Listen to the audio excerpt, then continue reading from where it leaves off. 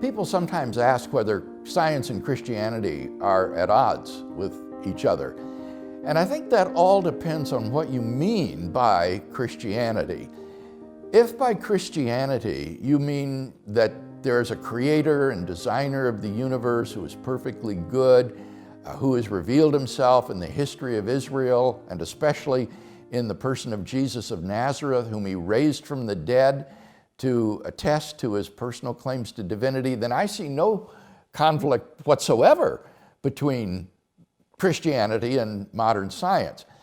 On the other hand, if you take Christianity to entail a literal interpretation of the first 11 chapters of Genesis, then I think you have a massive conflict between so-called Christianity and modern science. And so-called creation scientists freely admit this. On their view, the universe was created only a few thousand years ago, and this puts them into complete conflict with modern relativity theory, cosmology, galactic and stellar evolution, earth science, geology, plate tectonics, and even just the history of the ancient world.